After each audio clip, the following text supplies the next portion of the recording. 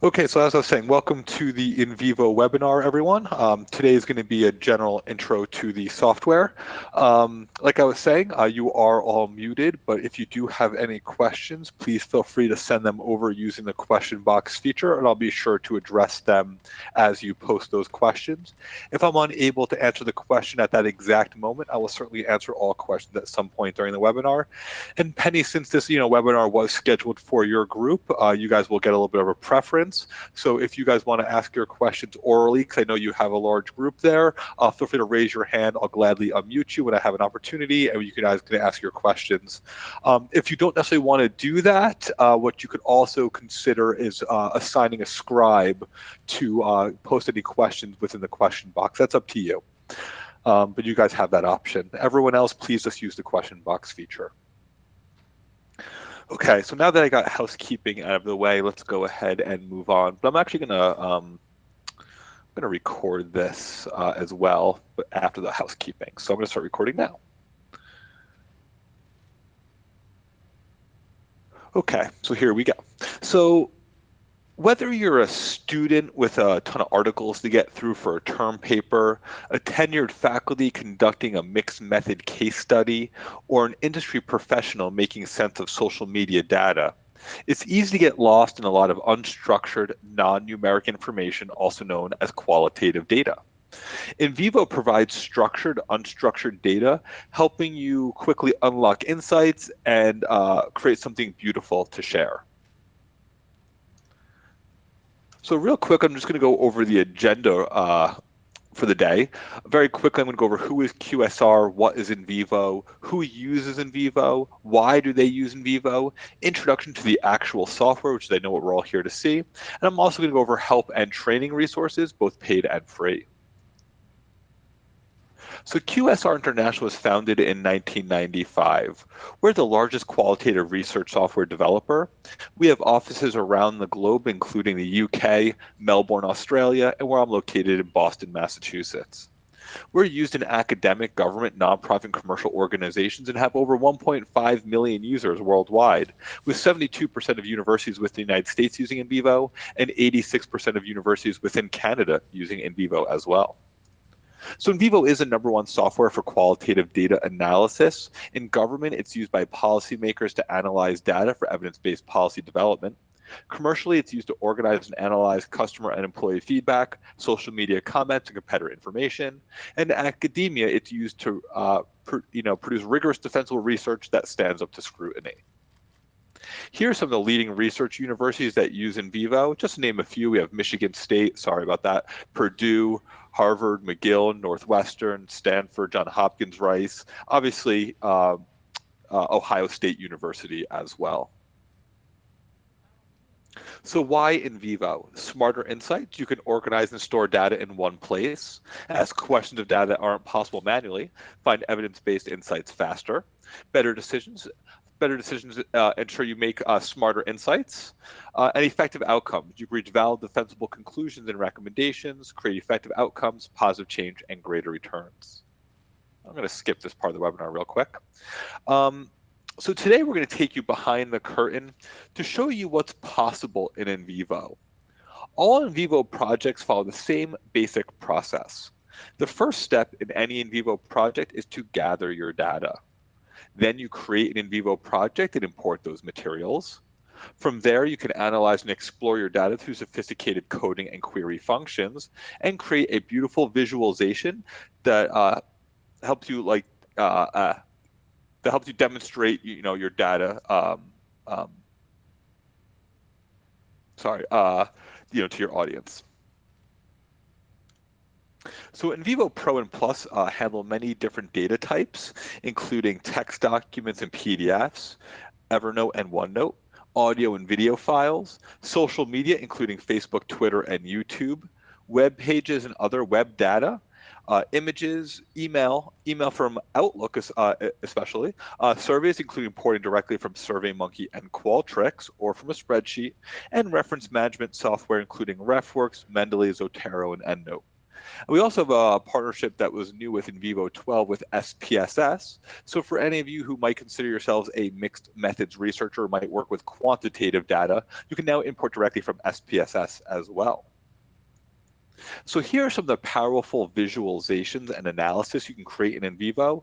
We have a hierarchy tree map, a word tree, a mind map, a word cloud, a sociogram. And don't worry, if you're unfamiliar with these visualizations, how to create them or what they're displaying, these are just a few of the things I'll go ahead and show you once we get to the actual software. So without further ado, let's go ahead and jump into the actual software because that's what we're all here to see. So I'm going to go ahead and start in a blank NVivo project. The reason I want to start in a blank NVivo project is from my experience when I conduct these webinars, there's a wide range of NVivo users in attendance, all the way from novices and perhaps people who've never even opened the software to people that have perhaps more experience with it than I. But I like to start in a blank project just to make sure that no matter what level of user you are, you get a little something to take home with you here today. So I'm just kind of explain what we're looking at right now on the screen. So over here on the left-hand side are where your various files will sit. And so as you create your node hierarchy or import data or create maps or reports or things like that, they'll all be housed over here on the left. Now, on top of the screen is what's called the ribbon. And above the ribbon, we have tabs. We have the file tab, the home, import, create, explore, and share tabs. And as you can see, when I click on each one of those tabs, it changes what is being displayed within the ribbon. Now, I won't have time to go over all of these features and functionalities with you, but I'll go over some of the more pertinent ones, as well as code your data, import your data, and things like that. Okay? All right, so let's go ahead and start there with the importing of your data, because that's a fairly important step in this process. So let's say you want to bring in another NVivo project, you want to merge projects with another NVivo user, you can simply use this project icon right here. This can capture icons where you bring in web pages. So if you want to bring in things from like Facebook, Twitter, YouTube, you can bring in web pages right from here. This files icons where you're going to bring in generic like Word document, interviews, text files, PDFs, audio, video files, images, things like that. You can also import directly from Microsoft Excel or a text file, import direct surveys from SurveyMonkey or Qualtrics. You can directly import from SPSS if you're a mixed methods researcher or have some quantitative data you're working with. We have these various reference management software such as EndNote, Mendeley, RefWorks, and Zotero, and email from Outlook. Okay, and so yeah, that's where you can import from your various types of data. I'm going to go ahead and click on the files icon because I have some generic Word document interviews I'm going to import. So in order to import these interviews, I'm going to simply highlight them, click open, and import. Now, these interviews I'm importing actually came from a real NVivo project called Environmental Change in Down East, North Carolina, and it was conducted at Duke University. Now, I mentioned this to you for a couple reasons. One, that way, as I'm working through the software, you realize what I'm doing is not arbitrary. And two, if you happen to own the software or if you download the 14-day free trial, a sample project comes on the software, which enables you to get familiar with NVivo prior to entering your own data if you so choose. And these interviews are actually part of that sample project. Okay? All right. So now that I have these interviews imported, one thing I might choose to do with them is what's called a word frequency query, which is found on the Explore tab, and here it is, word frequency query. So we can start to identify possible themes of our data using a word frequency query, which analyzes frequently used words and phrases in the data. So how do I do that? In order to do so, I simply click on word frequency right here, and I just want to run the query, so click on this tab over here on the right. And let me explain what we got here over here on the bottom right-hand corner of the screen. So over here is a list of the most commonly used words from these interviews over here on the left. Now, length refers to how many letters were in each word, if that wasn't already obvious to you. Count refers to how many times that word appears in total from all the interviews. And the weighted percentage refers to the percent that word makes up of all of the words from all of the interviews. Okay? Now, as you can see, the term East appears on top of my list. Now, to me, that might be considered a skewed result. The reason being, as I mentioned earlier, the name of this project was called Environmental Change in Down East, North Carolina. So to me, my interviewees might have mentioned the term East more in context to where they're located than it being relevant to my data. So let's say I want to remove this word from my list. I would simply right-click on it, add to stop words list, click on that, click OK. rerun the query, and now that word is gone. And just as a side note, the software or this query automatically removes filler words like it, is, the, be. Okay, so you don't have to worry about that. Now, something you also might, okay, so right from this word frequency query, which brings me to the first visualization that I want to show you, which is what's called a word cloud. And that can be found on the way bottom right-hand corner of the screen right here, where my cursor is moving up and down. And here it is.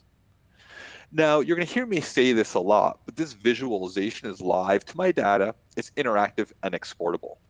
Now, in order to export this visualization, you simply right-click anywhere on it, and then you can export this word cloud like a PowerPoint presentation, a Word document, wherever you see fit.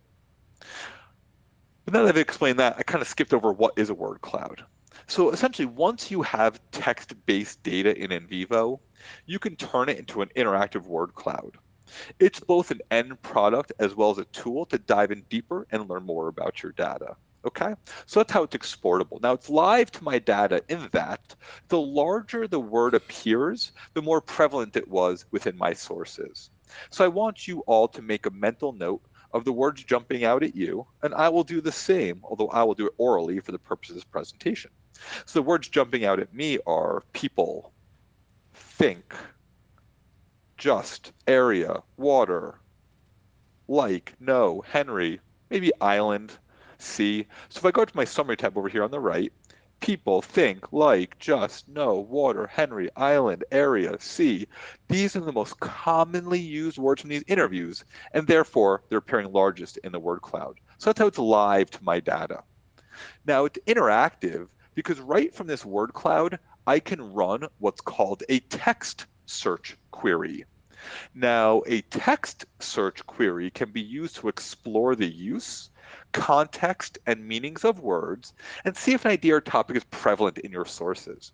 Essentially, it's a sophisticated find of words and phrases. So how do I do that? Let's say I want to gain more insight into the term water right here. I would simply right-click on water, run a text search query for that. Now under my summary tab over here on the right, I get a list of all of my interviewees who mentioned the term water. Under the reference column, how many times they mentioned water. So Barbara mentions water 14 times, Charles mentioned water 8 times, Dorothy mentions water 9 times, and so on. Now note the difference. There's a reference column right here, but there's also a reference tab right here on the bottom right. Let me show you the reference tab right now. Under the reference tab, what you get is once again your interviewee here, which will be written in blue. Once again, how many times they referenced the term you looked up as water. So Barbara mentions water 14 times, and here's Barbara's 14 references to water. So let me show you these real quick. Barbara's 14 references to water. And then it'll show me Charles and his 8 references to water, and so on. Now, perhaps you find this really useful, but this isn't quite enough information for you. You can simply go to the spread to box right here and go to like narrow context, for example, and rerun the query. And that will give you just a little bit more insight into what the interviewee was saying around the term water.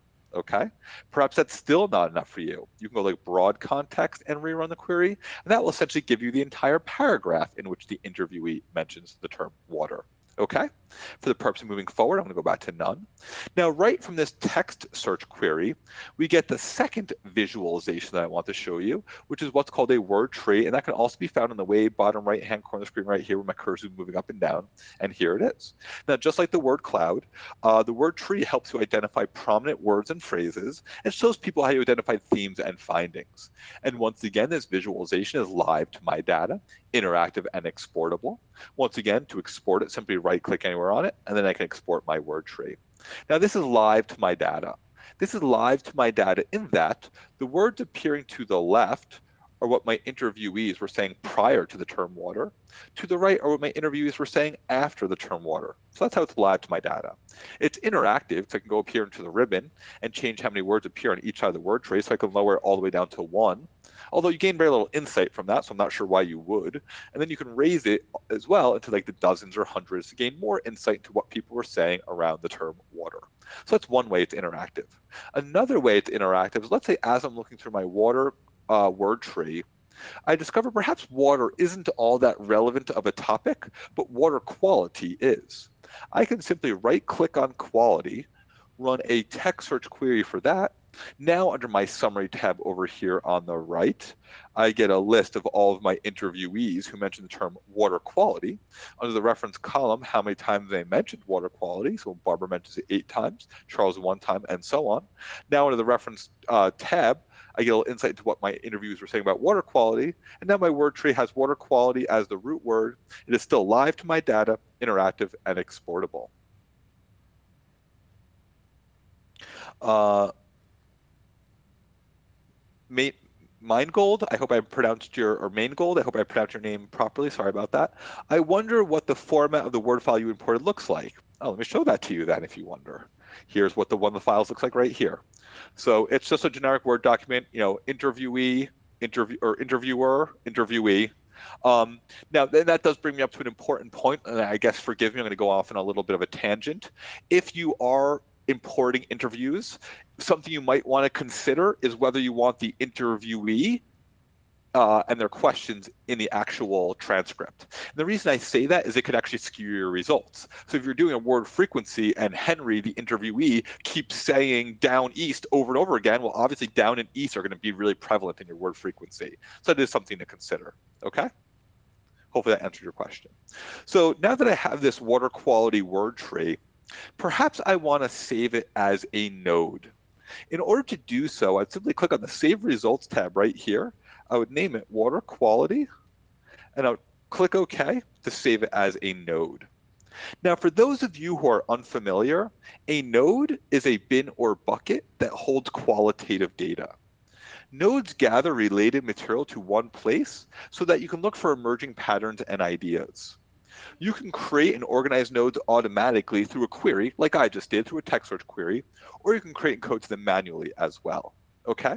Now, as a side note, I just want to show you this real quick. If I go back to the Explore tab, I can also run a text search query directly up there. I only mention that so you realize you do not need to run a word frequency query or use the word cloud to run a text search query. If you want to look up a particular word or phrase from a source or group of sources, simply run the text search query directly up there, okay?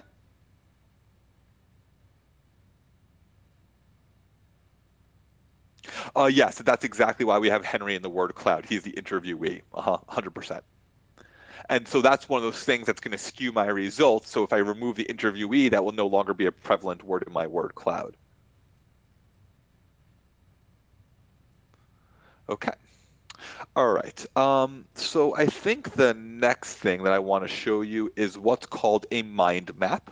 And that's also found in the Explore tab. And here it is, mind map right here. This might have been a little out of order, to be honest with you.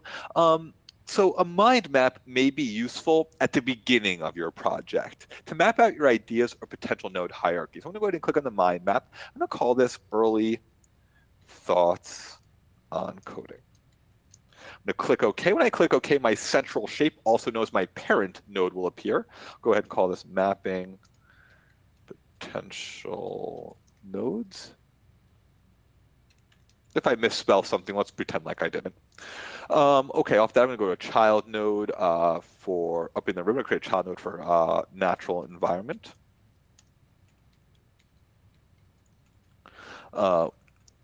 And, oh, by the way, I am basing this off the sample project. So once again, you realize what I'm doing here is not arbitrary.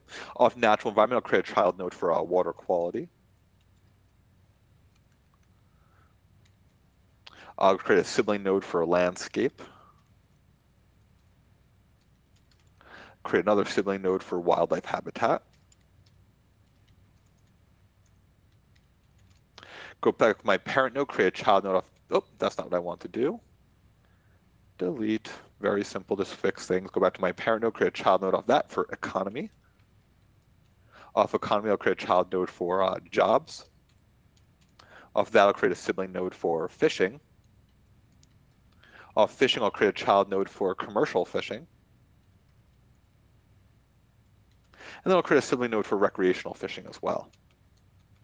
Now, let's say I have another idea that I know is relevant to my topic, but I'm not quite sure where it fits in my project quite yet. I can also create a floating idea, and that reminds me to come back to that thought a little later on to figure out where it fits in my project. I'll go ahead and call that community change. I know I said I was going to ignore spelling errors, but sometimes that's hard. Okay, so there's my mind map. By the way, if this format doesn't float your boat, you can change it. So you can make it a vertical mind map. You can also make it a horizontal mind map. You could change the fill color if you want to organize your node hierarchy by color, change font size, border, stuff like that. Essentially anything you do in a Word document, do the font within your mind map. And then once you finish creating it, if you like it and want to create it as your node hierarchy, simply click up here, create as nodes, click OK. Now if I go to my nodes folder over here on the left, here's my floating idea of community change, my parent node, which should say mapping potential nodes, my child nodes of economy and natural environment, my grandchild nodes of fishing, jobs, landscape, water quality, wildlife habitat, and my great-grandchild nodes of commercial and recreational fishing. You will note that I stopped at great-grandchild nodes. That was intentional and that is recommended. I think you'll find if you go much beyond great-grandchild nodes, you're kind of getting deep into the woods. You might find it difficult to organize your node hierarchy and code to it. But look, as you flesh out your project, you'll figure out a node hierarchy that best works for you, but do keep that recommendation in the back of your mind. Okay? And let me be proactive here because this is a very common question I get asked. The mind map helps you create your node hierarchy, but if you already have your node hierarchy created, it will not automatically create a mind map. It doesn't go the other way. Okay? All right, so I think that's what I want to show you in the blank project. I'm going to go ahead and transition to the sample project. Are there any questions right now as I'm transitioning? Please let me know by, Penny, by either raising your hand for your group or everyone else using the question box feature.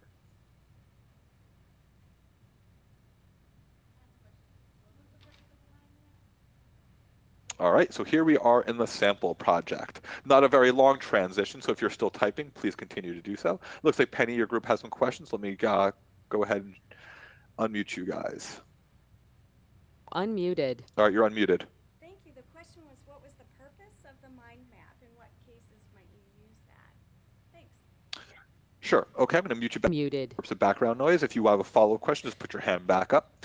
That's a great question. So what I like to equate the mind map to is picture back when you were like grammar or grade school and your teacher asked you to write like a narrative or persuasive essay. So you had to come up with like your main topic and your supporting ideas off of it to map out where you're going to take, that essay. Same kind of idea. All you're really doing is mapping out what you think the potential themes of this project are going to be. That way, when you go ahead and start coding your data, you can put that data into those specific themes.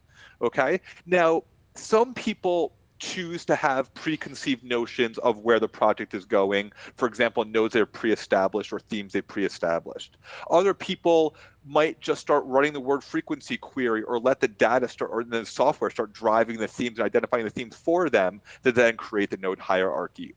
I don't really have a best practices for that. That's a personal preference. So whether you want to establish a node hierarchy prior or let the node hierarchy come to you as you're reading and analyzing your data, that's up to you. But that's more of a mapping tool just to kind of, for lack of better terms, map out your ideas. Okay?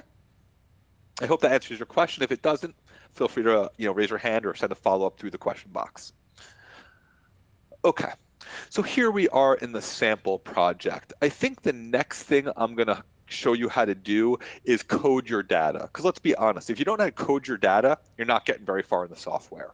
So first thing I'm going to show you is how to code an image. So let me show you this image of Marshallberg Harbor. So we have these boats here docked at some kind of marina or fishing community. Okay, so let's say we find these boats relevant. Okay, what we would simply do is highlight the portion of the image we find relevant. We would right click within the highlighted area and go to here, code. When I click on code, it'll bring up my pre-existing node hierarchy that I've already established, and therefore I can code this image to any one of my nodes, including a parent node, a child node, a grandchild node, or even a great-grandchild node. And yes, I can code this image to multiple nodes if I see fit. But let's say I find this image relevant, but it doesn't necessarily work with one of my pre-existing nodes. I would simply create a new node, I would name that node, and then that image would be coded towards it. Okay. Same holds true if I find the description of the image relevant. So if I find this relevant, in order to code that, I would simply highlight whatever I find relevant, right click and code that to a new or existing node. Now, this part of the webinar is going to get fairly redundant. I am just trying to drive this point home, so please bear with me. Let's go ahead and take a look at some interviews. I'm sure a lot of you work with those. So here's a generic Word document interview. It's actually the one I showed you previously. So let's say, we found this paragraph relevant. In order to code it, you would simply highlight, right click, and code this to a new or existing node. And please forgive me, but I'm going to go off on another tangent. And this time it is about best practices. So let's say, you're working as a team, and we all find both sets of my grandparents were born and raised in the area relevant. Okay. Now, one of us might say, okay, I'm going to just say this excerpt of the sentence is what's relevant, so I'm going to code just that. So I'm going to highlight, right click, and code that to a new or existing node. Then one of my teammates says, both my sets of grandparents were born and raised in this area. That's relevant. I'm going to code that whole sentence. And they do that, and then they right click and code their new to a new or existing node. And then a third team member is like, ooh, I know both sets of my grandparents were born and raised in the area is relevant. I'm going to code this paragraph. And they do that, and they right click and code that to a new or existing node. What's going to happen is every member of the team is going to find the same data relevant, but because they coded different amounts of the data, they're going to actually affect their kappa coefficient and their inter-rater reliability. So what I would say is it would be great if you're working as a team to establish best practices. If we find an excerpt relevant, as a team, we're going to establish, do we code the whole sentence, the whole paragraph, or just the excerpt? Okay, it's really important to do that. And there's my tangent on that. I hope that was worth it. All right, so let's go ahead and take a look at an audio file. So here's an audio file. Now this audio file was already transcribed, which makes it quite simple. If you find the part you want to code, you simply highlight that portion of the transcription, right click, and code that to a new or existing node. But whether you have your audio file transcribed or not, you can code it. So you can actually code right from the timeline. So if you happen to know that 10 seconds to 50 seconds is a relevant part of the interview, you can simply highlight that, right click, and code that to a new or existing node. Or you can simply code, the entire interview by highlighting the entire box. But let's say you, in part of the audio file, you don't have it transcribed and you don't know where it's relevant. What you would simply do is play the file by clicking here. You could see it's playing by this bar going across the screen. You probably can't hear it. I can hear it though. This part's relevant. I'm going to start my coding box right up here. As you can see, the highlight starts.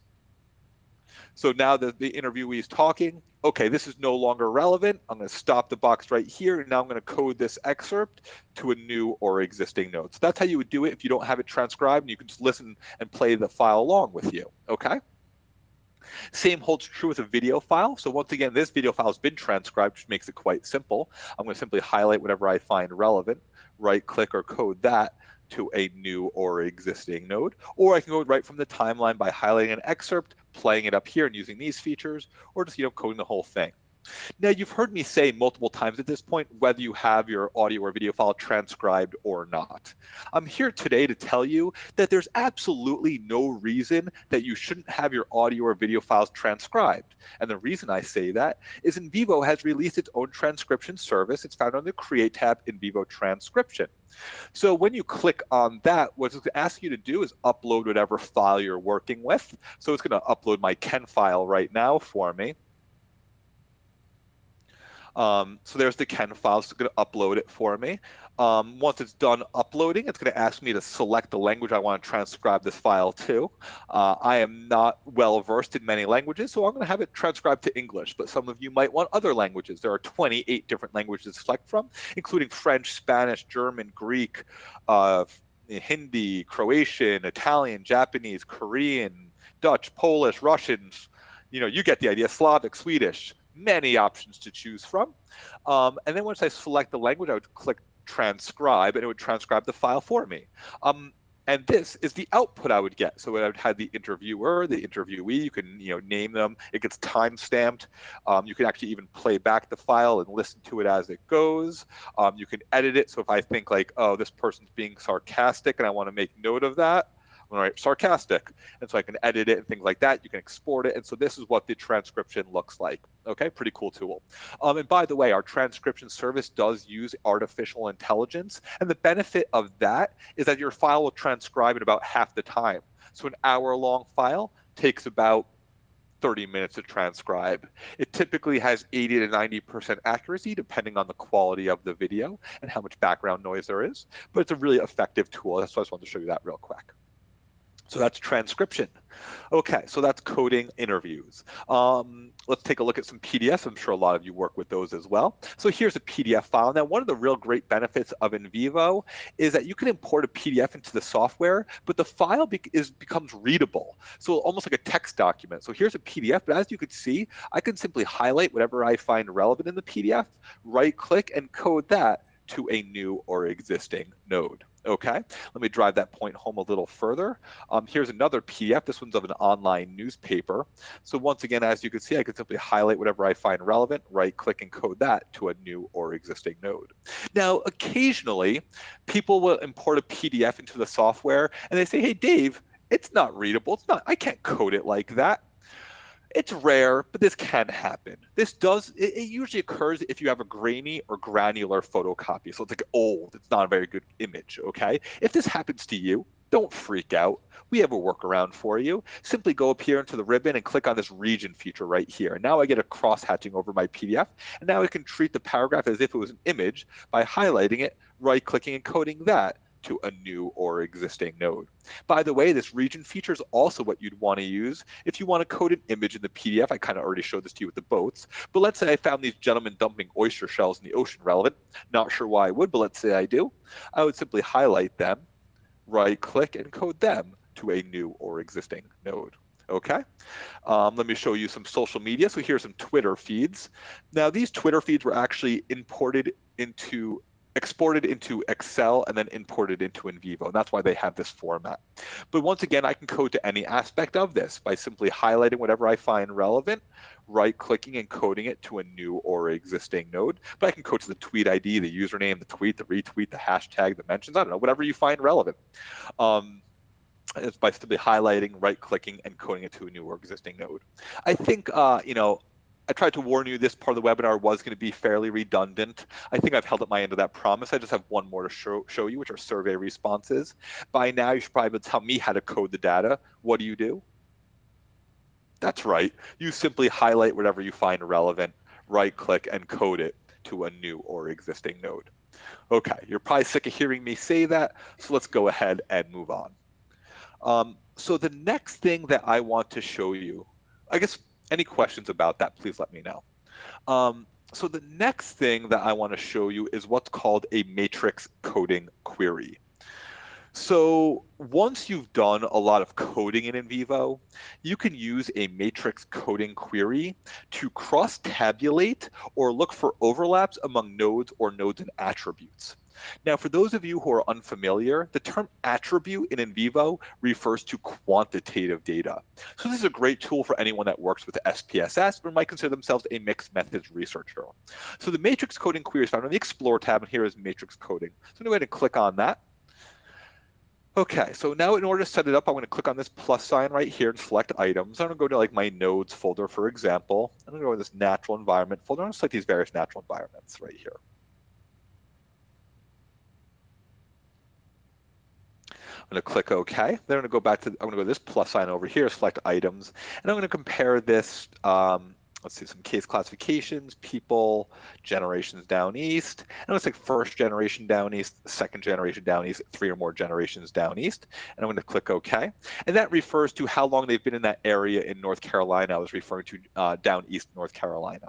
So now I'm going to run the query. And what this shows me is that these are here. So here's what this is showing me. These are the various natural environments I selected, and whether and people in the various generations, first generation in the area, 2 or more generations in the, or 2 generations in the area, or 3 or more generations in the area, mention these various natural environments. Okay, so just like every other visualization I've shown you, this is live to my data, interactive and exportable. To export it, simply right-click anywhere on it, and then you can export this node matrix.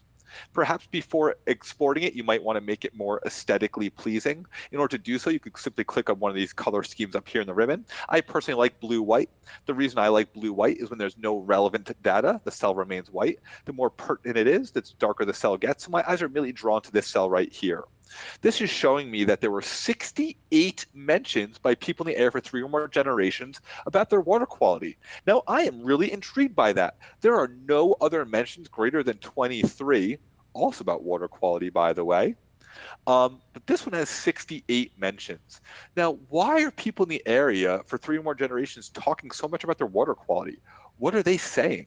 So here's how it's live to my data and interactive. I can click into this cell to see what people in the area for 3 or more generations are saying about their water quality.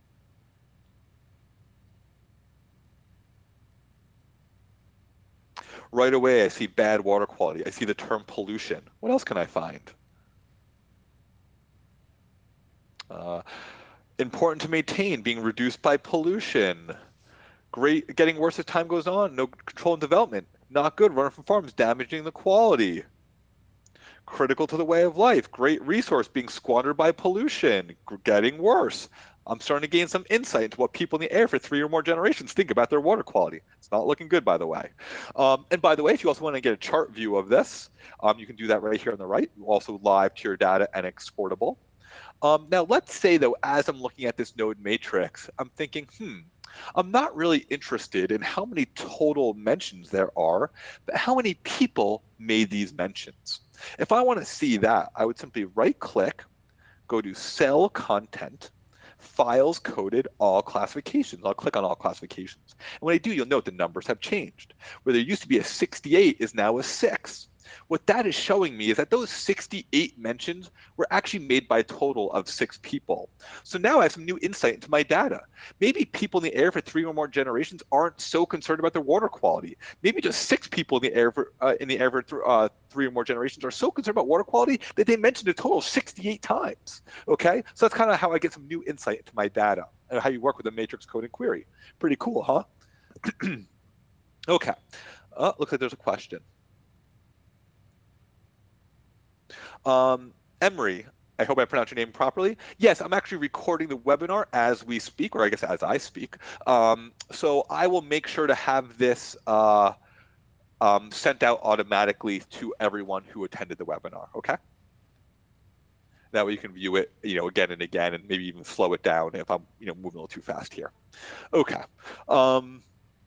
So the next thing I want to show you is actually I've just added this to my webinar, and it's what's called the crosstabs feature. It's also found in the Explore tab. It's right next to the matrix coding query, and there's a good reason for that. Right here, crosstabs. It's very similar to the matrix coding query with a couple distinct differences. I actually want to show that to you. So let me click on the crosstabs. As you can see, this looks very familiar, right? So I'm going to click on this plus sign. I'm going to go back to my nodes folder. I'm going to select the same natural environments, so you see that I'm comparing apples to apples here. So I'm going to select these same natural environments, click OK. And now what I'm going to do is I'm going to, oh, is there another question?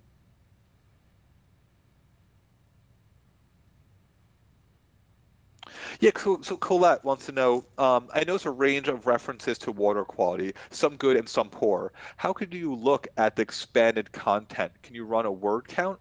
Yeah, so I mean, I could run a word count of those interviews. I could also look up, water quality as a text search, and then I can look at the individuals, what they were saying about it, because maybe some people were saying, hey, the water quality is great, or it's good enough for me, and you might want to get some insight into that. Yeah, absolutely. Okay, so now here's the crosstabs. My pleasure, Colette. So once again, I selected the same natural environment folders, but now what I'm going to do is I'm going to look at multiple attributes. So once again, let's look at generations down east, because that's what I've already shown you. Once again, compare apples to apples. But now I'm going to look at generations down east and gender. And I'm going to run the query. So now I can see whether people in the area, how long they've been in the area, whether they're male or female, and they mentioned these various natural environments. So now I see, there's 21 people that have been in the area for one generation, 15 males, 6 females in this, project, and all 15 of them mentioned water quality. Now, to Colette's point, I don't know if they're positive or negative. That's something I might want to explore. So that's kind of looking at the crosstabs feature. But now that I'm looking at this, I'm like, maybe generations isn't really a determining factor as much as perhaps age group. So I could switch this to age group and run the query. And now I can see people at various age groups, not necessarily how long they've been in the area, but how old they are, whether they're male or female, and they mention these various natural environments. Okay, so it's a way of me getting a little bit more granular with my data. I could dissect a little bit further. I also get a total sum of each column and row, which also is a little different than the matrix code and query. It's still live to my data and interacting, so I can still click into the cells to see what people are saying. And like I said, I can also change, even from age to like education level and gender. So now I can see at people at different education levels, male, female, where they mention these various natural environments. I'm getting more granular as we speak. Okay. All right. Okay. So that's what I want to show you with the crosstabs. All right. Where else do I want to show you? Okay. So, oh man, I'm running low on time here. Okay. So the next thing that I'm going to show you is what's called auto coding. Oh, it looks like there's a question from Penny's group. Give me 1 second here. Unmuted. You're unmuted. Oh, okay. Hi, I just had a question about the counts on the matrix there. Isn't there any way to have it give you percentages or anything like that? Or does it just give you the total counts?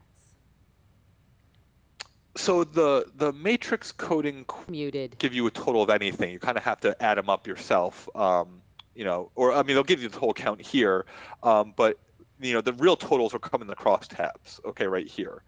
As far as finding percentages, I do have CVs displays percentage for each code. But to be honest with you, if I'm going to be blunt with you, I've actually never used those features before, so I'm not really sure how they work.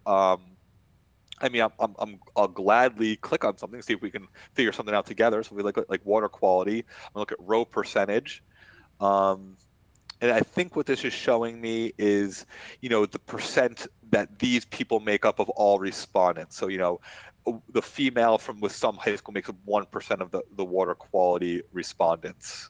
Although those numbers are very eerily similar to these. So I'm wondering how accurate that is. I'm not sure. Like I said, I haven't really used these before, so I don't necessarily want to waste time trying to figure those out. But what I will do is, if you want to send me that question, I will gladly find out the answer and email it to you, and then you can share that along with everyone else. Okay? I hope that's sufficient. Okay, so like I said, the next thing that I want to show you is called auto coding. It's found on the Home tab. Here is auto coding. Now look, I know for a lot of traditional qualitative researchers out there, the thought of auto coding is blasphemous. You like to be saturated in your data, have full control of the coding that takes place. I understand that, believe me, I do.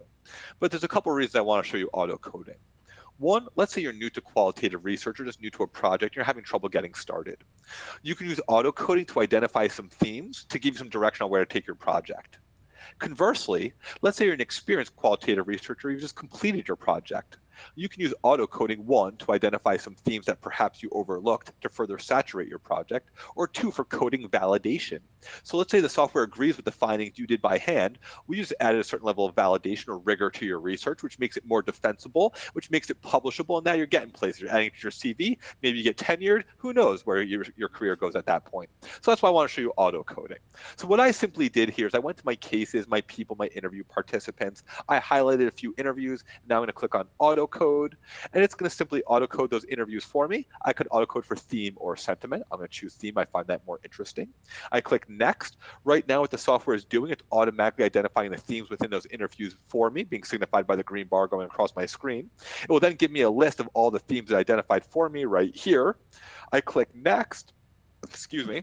What I then select is how I want the data coded. Do I want it coded by the sentence or by the paragraph? So you can see you can kind of change it. So every time software finds this word, is it going to code it, broadly or more succinctly? I'm going to choose succinctly, coded by sentence. So I click next. I'm going to have it go into my folder called auto-coded themes, and then I click finish. This is what I get. I get a hierarchy chart displaying this information. Once again, this visualization is live to my data, exportable and interactive. Now you'll see, in order to export it, simply right click anywhere on it, and then you can export this hierarchy chart. Now it is live to my data. It's live to my data in that the larger the box appears, the more prevalent that theme was within my sources. So for example, fishing was more prevalent than industry. It's interactive, so I can click on a theme and get a subset of themes within them. I can also turn it into a sunburst. high level or low level view, depending what you're looking for. Also with the, the hierarchy chart, high level, low level view. And actually, I'm actually working with Ohio State University right now, another department, to schedule another NVivo webinar. It's actually how to use NVivo to complete a lit review, and I actually show you how to use this sunburst to actually make like your bibliographic graph where you have the year and all the publications within that year. It's pretty cool. If you're interested, send me an email after the webinar, and I'll gladly, once I schedule that lit review webinar for Ohio State, gladly send you the link to join that one as well. Many of the features are similar that I'm going to show, but it's in a different way that I show them, and it brings it to a different new level. Okay, so that's auto coding right there. Like I said, you can also auto code for sentiment, although it's fairly redundant, and I want to save time for finishing my PowerPoint and questions and things like that, so I'm going to go ahead and move on. So the next thing that I want to show you is what's called a sociogram. So these are found on the Explore tab. Here they are: network sociogram and egocentric sociogram. So network sociogram is for those of you working with like social media, I guess, like, Twitter, Facebook, that kind of thing. It will help you by displaying your social networks as a diagram and then helping you visualize the connections. Now, I don't really have too much social media data in this project, so I'm going to show you an egocentric sociogram based on an interview participant, Maria. So I'm going to click on Maria and I'm going to click egocentric sociogram. Now, Maria is my subject. That's why she's the star. The circles are called my vertices. The lines between my vertices are called edges. And as you can see, I can move my vertices around to manipulate the format of this. I can also change it by including or excluding relationships. But the reason I want to show this to you, and I actually find it relevant, is you can actually click on the edges to look at the relationship between two vertices. So if I click on this edge right here, it shows me James mentions Harker's Island. Okay, so right up here on the top, also I'll get James mentions Harker's Island. I see that he mentions it 3 times right here, 3 references coded, and here are the 3 references James mentions Harker's Island. So there you have it. You can imagine using this for like Twitter feeds. You can see who's been interacting with who. You can click on the edge to see what they've been saying to each other. Okay, so that's a sociogram. All right, let me go ahead and exit out of the software here, finish my PowerPoint, take time for questions as we're running low on time. All right, so today I showed you a word cloud, a word tree, a mind map, a matrix coding query chart, a sociogram, add auto coding to that, cross tabs feature, word frequency query, text search query, how to code your data. I don't know, I felt like I showed you a lot of good stuff here today. So once again, here's a word cloud. Once you have text-based data in NVivo, you can turn it into an interactive word cloud. It's both an end product as well as a tool to dive in deeper and learn more about your data. Here's a word tree, which helps you identify prominent words and phrases and shows people how you identify themes and findings. Here's a mind map. Once again, mind maps may be useful at the beginning of your project to map out your ideas or potential node hierarchy. Then with one click, you turn it into your node hierarchy. So this bar graph was created from a matrix coding query. Once again, it's live to your data and exportable. This one was created from the auto coding by themes or actually it says by sentiment. So, there you have that as well. This is what the network sociogram looks like. So once again, the social network sociogram can help you by displaying your social networks as a diagram and helping you visualize the connections. And like I said, then you can go ahead and click on the edges to see, what the Twitter handles or Twitter entities are saying to each other. Here's once again the egocentric sociogram, which I've already gone over. So here are the different versions of NVivo. So I was working in NVivo 12 Plus. That's the top of the line software. It's the best we have to offer. I always recommend, if you have the financial means, that you go with Plus. We also have NVivo Pro. It is similar to Plus, but it is missing a couple features, most notably the auto coding I showed you today and the sociograms. We also have NVivo for Mac. It's most similar to Pro. And then we also have NVivo for Teams. NVivo for Teams is for those of you working in a group. It actually allows the project to sit on a university server, making it so that every single team member can access the project at the same time and see the changes being made in real time. Okay? All right. So here are the different purchasing options. We have perpetual licenses. Those are a one-time fee. You own the software outright. You can use it for as long as you would like for as many projects as you would like. We also sell student perpetual licenses. The main distinction there is that the student license is limited to a 24-month period, but it's also substantially discounted. So the students here can buy the NVivo 12 Plus, the top-of-the-line software, for $114 for the 2-year license. Okay? We also have enterprise license agreements, also known as a site license or an ELA. If there's a group of you at Ohio State interested in using the software, you might want to consider an enterprise license agreement. There's some number of benefits to being an ELA holder with us, including free access to the latest version, priority support. I've already discussed Teams, so I'm going to move on from that. We also have a lot of training opportunities. So we have on-site classroom workshops. These are typically 2 days long, 8 hours per day. In this workshop, we actually send the certified trainer to Ohio State. That's for a group of about 15 people. If you're interested in having that on-site workshop, simply let me know. I'd be happy to help arrange it. It does cost about $2,800 a day, by the way. We also have online courses. These online courses are offered at a beginner and more advanced level. They are self-paced and students can receive a discount. So students can buy the online course for $50. Everyone else pays $100. As a side note, I'm a huge proponent of the online course. It's actually how I personally learned how to use the software. What I really liked about it was the self-paced aspect. It enabled me to master one part of the software before moving on to the next, which I really appreciated. We also have individual consulting. If you'd like to sit down with an NVivo expert to discuss your project, we're happy to do so. That does cost about $250 an hour, which I know sounds expensive, but look, if you're stuck on your PhD, you're just trying to get your thesis done, you want to pump it out, certainly could be worth the money. Now look, I know in academia, money can be tight, so let me tell you about some free resources at your disposal. First off, if you go to youtube.com and type in NVivo in the search box, there's a wealth of information there. I highly recommend you get as specific as possible. So if you want an overview, type in NVivo overview. If you want a refresher on how to run the matrix code and query, type in NVivo matrix code and query and you'll get a quick video on how to do that.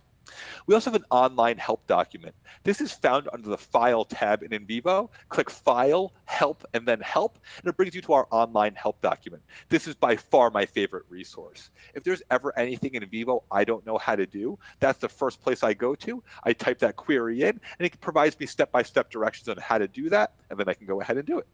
We also have free informational webinars, much like these, offered to our website. You can find those at our Customer Success Center. Here's the little link right there. And we have a 14-day free trial as well if you're interested. I'm going to skip that. So we also have certification courses. If you want to become a certified expert, that makes you the expert at Ohio State University. You can help your friends, faculty, students, staff with their projects. You become the point of reference for all NVivo users. We also have a certified trainer opportunity. This one actually allows you to get your side hustle on as an NVivo trainer. You can actually charge people to attend your trainings. You keep all the proceeds, so that's money in your pocket. If you're interested in becoming an expert or trainer, simply let me know. I'd be happy to send you the information. All right, at this time, I'd like to thank everyone for joining me for the webinar. Once again, here's my email address. Please feel free to write that down just in case you have any questions, comments, want to request any information from me, and you have it as a resource. At the time, I'm going to go ahead and open the forum to any questions there may be. Ooh, wow, it looks like some long questions. Sorry if we already covered this. I got on 20 minutes late because I had a class. Understandable. But can you explain the difference between codes and sentiments? Well, codes are like bins or buckets that you hold your data in and try to group related material to. Sentiment is, I mean, how you feel about something or how an interviewer is responding to something, positive, negative, neutral. They're kind of completely different. If you want to take this offline, I'd happy to explain this to you a little further. If that explanation wasn't sufficient, feel free to send me an email. We can arrange a time to speak if you want, or communicate through emails. Okay. I'm interested in the capabilities of coding Microsoft OneNote data. I have notes that utilize both the audio and note-taking functions. What was particularly useful with OneNote was to be able to take field notes using text and recording the dialogue occurring in the environment. I get that. I could then select the text and it would queue up the audio to that particular note I took. Sounds cool to me. Would I have to decouple the audio to use the transcription function, or is there a way to keep that note coupled and code that way?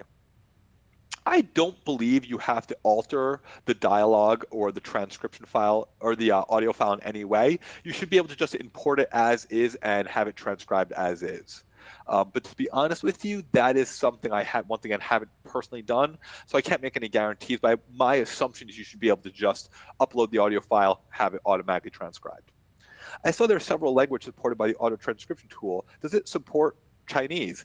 That is a great question and something that I have been pushing for, because let's be real, I mean, Chinese is one of the most widely spoken languages in all of the world. So that is something that's being added in. I think it actually might have already been added in. I don't know if I've done the update yet, but I believe it Chinese is available. But that would be Mandarin, not Cantonese, if that makes a difference. Okay, Penny, I'm going to go ahead and get to you. Sorry it took so long. Unmuted. Unmuted. I had a question about the transcription as well. Is that an included service with the license, or is that an additional cost?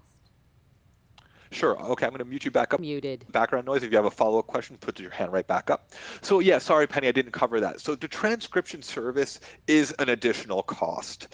It is purchased by the hour. So a single hour costs $30. If you were to buy a group of 5 hours, that price drops down to $25 per hour. If you buy 10 or more hours, that price drops to $20 per hour. Now, if you have a fairly large project and you were looking like that you might need like 100+ hours, contact me. I can get you a special rate of about $15 per hour. Um, and so it does depend on how much you need. And I will also say this: we also have transcription for the individual and a university level. So that also is up for how you want to address Unmuted. a follow-up question. You're unmuted. That was our only question. Thanks, Dave. Oh, I'm sorry. It looked like your hand was, maybe I forgot to Muted. put it down. I'm sorry about that. Okay. So obviously, you guys have any other questions? Let me know. Thank you for addressing the difference between Mandarin and Cantonese. My pleasure. I know that's something I've run across through personally. So obviously that's something we had to address. Okay. So are there any other questions at this time? Okay, fairly quiet out there. So what I'm going to go ahead and do is suggest that if you have a question at this point, direct it to my email address instead of the question box, because I'm going to go ahead and exit this webinar. Thank you everyone who arrived here to view the webinar. I greatly appreciate your attendance. If you have interest in viewing the Lit Review webinar, like I said, send me an email. Penny, thank you so much for bringing this opportunity to present to your group in front of me. If you ever want to do this again in future semesters, you have my contact information. I'm happy to do it every single semester for your grad students, whoever is relevant at the time. So feel free to keep my contact information. All right, thanks everyone, and enjoy the rest of your with your qualitative or mixed method projects.